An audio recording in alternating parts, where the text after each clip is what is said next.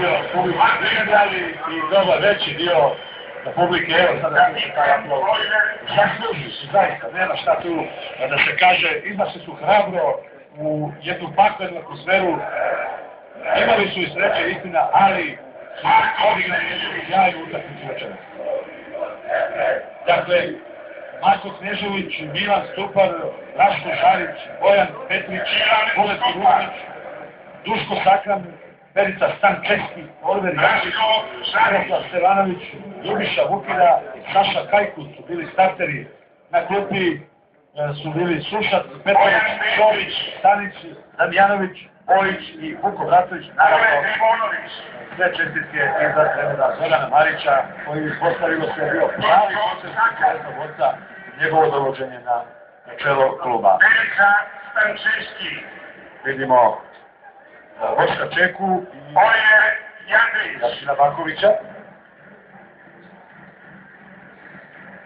Ostaćemo naravno do trenutka kada će kapiten borca Oliver Jandrić podići pehar. Sada i kruna njegove karijere koja Oliver Jandrić nije uvijek bio spreman za cijeli meč, ali je na pozicije majstor kapiten. Oliver Jandrić 21. decembra 1972. godine, a eto pustio je pred sami kraj. Mladen Bojić i Dragomir Vukobratović. Stručni štab ekipe borca čine pored Stanića, Mile Jovičić, zatim Stojan Malbašić, asistenti Stojan Malbašić i Radovan Gajić. Predstavnik kluba Mile Jović. Medalja iza fizioterapeuta Siniša Čebića. Fizioterapeut Siniša Čebić.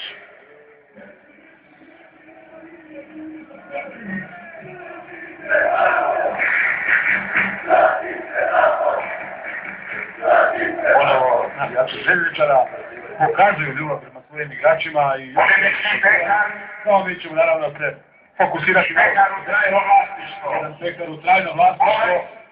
A borac bit će Oliver Jandrić, a onda i ovaj veliki prelazi iz ruku Bogdana Čeke.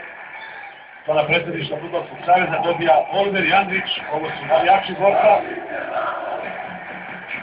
I evo od velikog prelaznog pekara, sve čestitke borcu na osvojenom kupu Bosne i Hercegovine.